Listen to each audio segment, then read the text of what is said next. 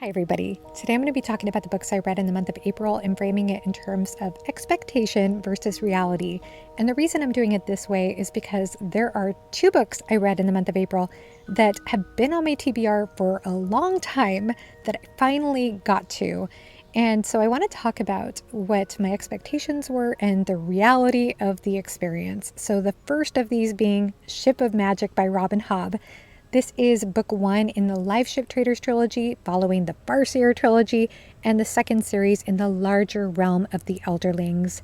And to explain my expectations, I want to first say that I Betty read this with Bookborn, and we were in such a similar place when it came to this book, in that it had been a few years since either of us had read the Farseer trilogy, which we both enjoyed, but we were rusty on the magic for that series, and all we knew going into Live Ship was that there were sentient ships, there's some sort of hateful character named Kyle, and that it is multi-POV. Now, I'm sure like me that Bookborn also had heard descriptions of this series several times, but for whatever reason, I just never kept in my head any more than that. And my expectations were quite high because several friends were certain I would love Ship of Magic. And I'm happy to say I did. I loved Ship of Magic. Now I'm going to provide an overview of what we're dealing with, but you could skip this with the timestamp. I don't think you need to know more than I already said. But this is closely following a family, a trader family called the Vestrits. They are one of several trader families in a coastal village called Bingtown. Now, these trader families have what are called live ships, which is made of a commodity called wizard wood. And the Vestrits, they have their live ship thanks to a long-term loan agreement with another trader family in another place, the Rainwild City, I guess, is what it's called. I guess it's a city, the Rainwild region. And most of you who have heard of the Realm of the Elderlings or have read it, you might have heard of the Rainwild Chronicles, which is a later series in the Realm of the Elderlings. So we're dealing with that region. The wizard wood itself is magical because if there are so many deaths, generational deaths within the family line, it will cause this wood to become sentient, to come alive. And this is exactly what happens to the Vestrit family live ship. And this happens to coincide with a very tumultuous time for them. There is a family death, there is severe financial decline, and there is a horrible son-in-law who takes on an authoritative role. So this is the setup pretty much, and we have perspectives from pretty much everyone in the Vestrit family, but additionally we get the perspective of a pirate who wants to be king, of another live ship, and also an artisan woman who works with wood, and a sailor who happens to be an exiled son from a different trader family. The beauty of this book is Robin Hobb's prose. Robin Hobb writes in such a visually immersive and emotional way. I've been saying that I don't think anyone gets to the heart of characters quicker than Robin Hobb does. And I felt very connected to these characters. I felt their conflicts. I noted their blind spots. And I couldn't decide if it was harder to acknowledge when a character I loved or was rooting for showed an ugly side, or when a character that I hated showed glimpses of tenderness. But I found the writing so immersive.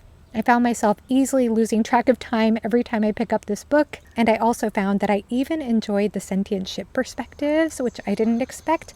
Now, there are other perspectives, including sea serpent perspectives, and I wasn't crazy about those particular parts of the book. That was the one downside for me, but everything else in this book for me was perfection. I loved it. And the other thing I'll say is that thematically, we are dealing with agreements. What happens when agreements are honored or not honored? And there is an agreement, as I mentioned, between the Vestrit family and this Rainwild family. But there are also other agreements and oaths that are presented throughout the story. And I found it really interesting to track how that played out in these various scenarios. And there's also possession, explorations of identity, gaslighting, abuse. We also get patriarchy in this world, and I thought it was interesting how we note that patriarchy is not only damaging towards the female characters, but it can also be damaging towards male characters if we have a very narrow definition of what it means to be masculine in this world. So that's something I noticed in one perspective. Additionally, the world building includes colonialism, political corruption, slavery, and all of these things are just so seamlessly integrated into each of the character perspectives in this story. I found that there were some moments of exposition towards the beginning of the book, but I never felt like Robin Hobb spent a lot of time telling you things, but I felt like she seamlessly showed you these aspects of the world through character perspectives. So this was obviously a highlight for me in the month. I enjoyed this book so immensely, and I'm excited to continue on. Book 1 in Book of the New Sun, The Shadow of the Torturer by Gene Wolfe, is another book that has been on my TBR for the longest time, and I finally got to it thanks to a wonderful buddy read or read along that I joined over on Talking Stories channel. I'll talk about that in a minute. Expectations going into this book, I did know some things. I did know that we had an unreliable narrator in first person named Severian, a torturer who claims to have a perfect memory. I also knew that we're dealing with a futuristic sci-fantasy world where there's a waning sun. And I also had heard that this series had a reputation for being somewhat difficult or complex to read, especially on the level of prose, the writing style.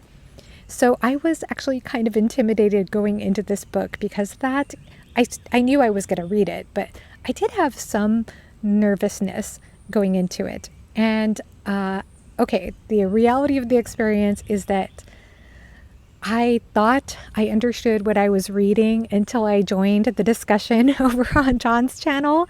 So I'll go ahead and say that prose-wise, I did not find the writing to be as difficult to read as I was expecting, at least not on the level of sentence structure. I found it very readable sentence by sentence, and I also found at the same time that there was a heavy dose of symbolism. There's even a passage in the book that talks about how we believe we invent symbols when in fact they invent us. And I guess I did notice the Jack Vance influence. I did know that going into it, that it had some influence from The Dying Earth, which I read last year, which I'll link in the cards if you want to hear my thoughts on that. So I did note that influence, especially when it came to how atmospheric and how darkly whimsical and strange it was at times.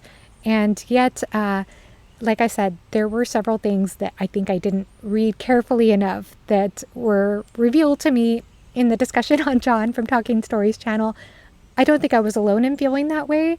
And I'm sure that there is so much I still have yet to understand. I understand that greater context will be revealed later on. But overall, I was happy with this experience. And I was especially happy with that discussion on John's channel because by the end of the discussion, I think every single one of us was so excited to continue on with Book of the New Sun. And I will do my best to read far more carefully when I get to book 2. I did not skim the book. I do not skim books. I did take my time with it. I had various formats as well. I had a physical edition, I had an ebook, I had the audiobook, and I tried to immersion read a little bit by listening to the audiobook while reading visually. But most of the time, I just resorted to reading with my eyes, and I'm still surprised how much I didn't catch. And I think part of it is that Gene Wolfe uses terms that we're familiar with, that we might instantly draw a picture with in our minds, and he might be describing something different with the same terminology.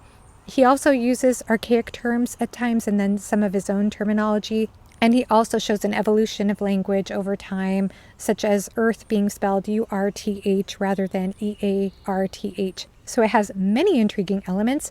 I do want to say, as I mentioned in our discussion, that there is a strong male gaze, and this can be very off-putting if you're a female reader, even if you understand that this is Severian's perspective, and Severian is a very questionable character. I do validate that that's not going to be enjoyable for many people.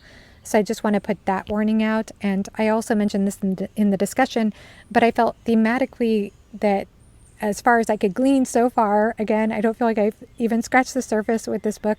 I do feel like we're playing with a lot of juxtaposition in the sense that this is taking place in the future, but seems to resemble in some ways aspects of a medieval past in some ways. And then I would also say that it plays with love and hate, with memory and unreliability of lies becoming truths, as well as plays or enactments displaying some kind of meaning.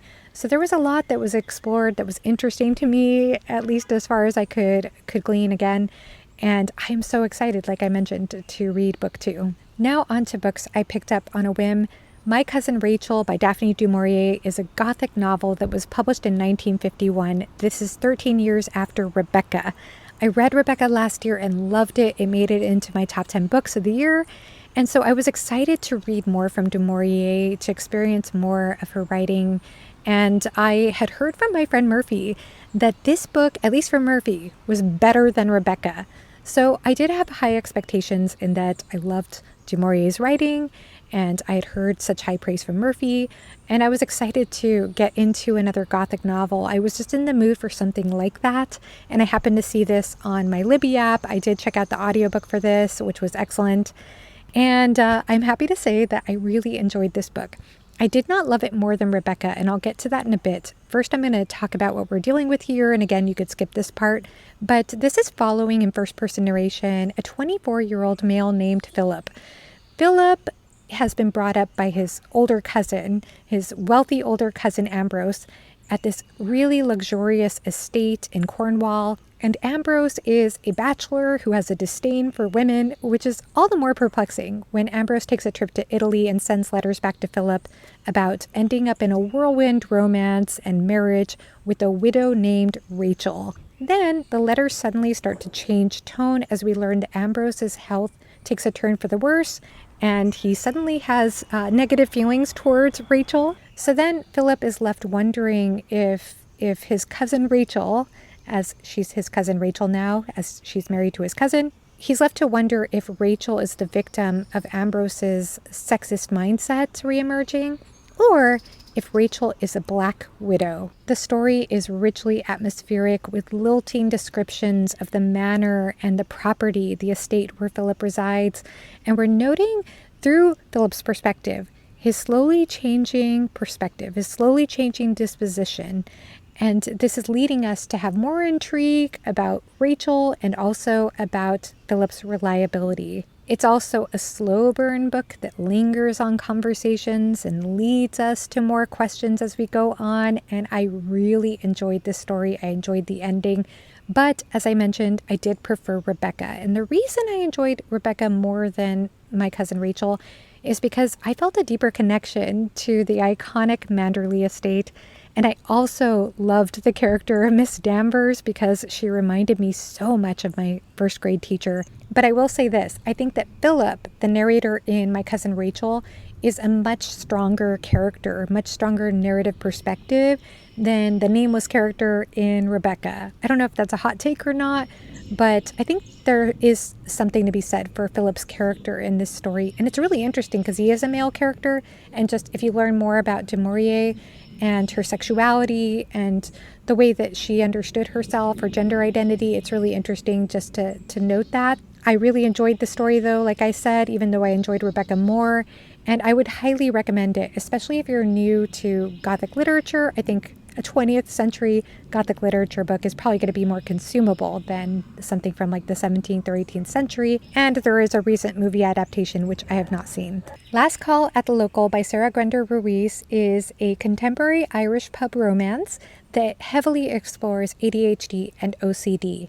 And I picked this up because I saw it on my Libby app. I was intrigued by the cover. I like the idea of an Irish setting romance, but I was especially curious when I saw this had OCD representation, as I have loved ones in my life who have traits of OCD.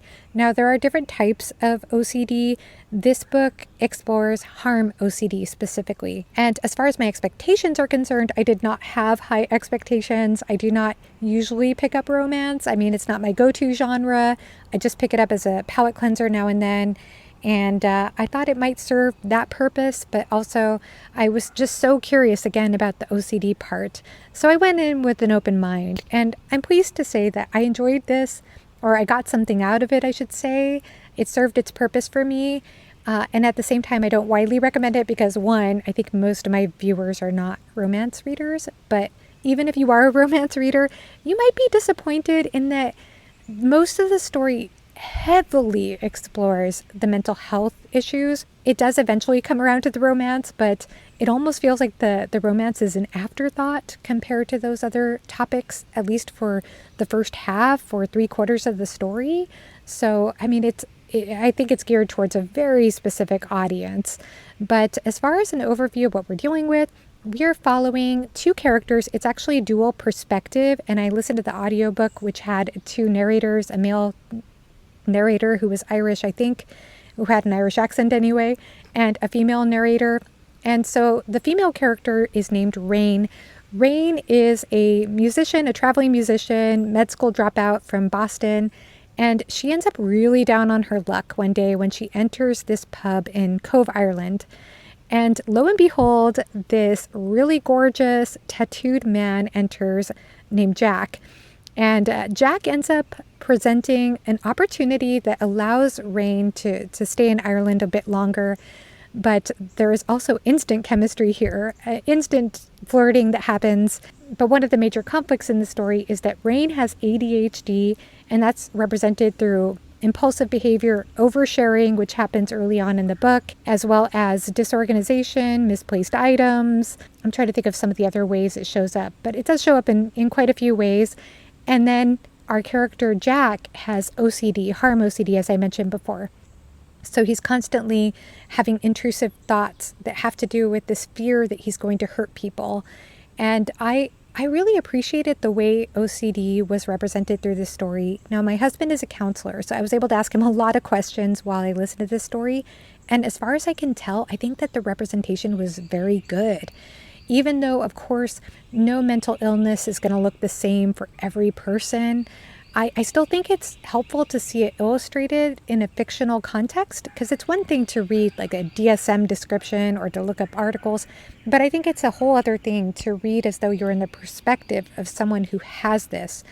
And I found the tone of the story interesting in that when we're in Rain's perspective, the female's perspective with the ADHD, it felt like the ADHD representation, it felt accurate as far as I could tell. I do understand there are different types of ADHD as well. That was not really explained in the story, but I felt like her ADHD came across maybe a little on the silly side.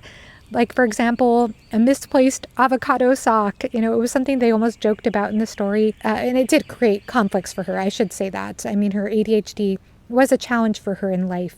That was something that was explained. But I still felt like the way it showed up in terms of what was going on in the story, it didn't feel like it was that big a deal. But the OCD parts in Jack's perspective, it felt almost like a psychological horror at times. It was hard to read or listen to at times, I felt, for him. The story does feel like it's almost trying to be educational about it. Like, it talks about exposure relief therapy and explains what intrusive thoughts are.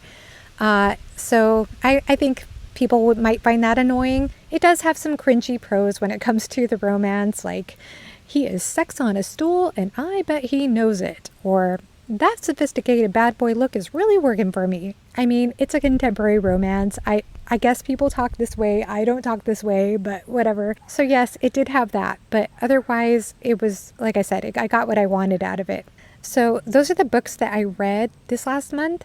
As far as my favorite book, it would probably be Ship of Magic, but I'm also so excited about Book of the New Sun continuing on. And after that discussion, I do want to reread that book, Shadow of the Torturer, at some point. I'll also quickly talk about my month in terms of things I've been up to. If you follow me on Instagram, you might notice that I've been posting a lot of bird footage in my stories. We have a bird feeder right outside our bedroom window, and I've just been so fascinated by the birds that have been stopping by. They've been so beautiful. And the other thing I should mention is that I had some wonderful discussions this last month. Now, I don't know if I mentioned this last month. I think this happened last month already. But the Snob-O-Meter tag that happened on Alan's channel was fantastic with Alan and Philip. I don't really think it's snobbish to not use star ratings. Did you all hear that? Yeah. I mean, it's okay. You're here, folks. Okay, no. So it's pretentious. It's pretentious. But it doesn't necessarily make you a snob. It is pretentious. You can find out which one of us is the biggest snob, so please check that out. It was the best time. I also hosted a wonderful discussion about The Left Hand of Darkness here with Reading from the Depths and Philip Chase. That was an incredible discussion, incredible book, but an incredible discussion as well. I also hosted a Grace of Kings discussion with Philip Chase and Chris Navo, so you could watch that and find out if the rumor is true that Philip Chase hated Grace of Kings. And other than that, let's see, I also hosted a Y Read discussion with Thomas R. Howell and Jake from Nerd Level Rising, and that was one of my favorite Y Read discussions. I had the best time with that. I already mentioned the Book of the New Sun discussion as well. I've been so happy with connecting with other people lately and just having a good time doing that. So that's about it for me. Please let me know in the comment section below what you've been reading, if you've read any of the books I've mentioned, if you're planning to read any of the books I've mentioned, and have a great rest of your day. Bye-bye.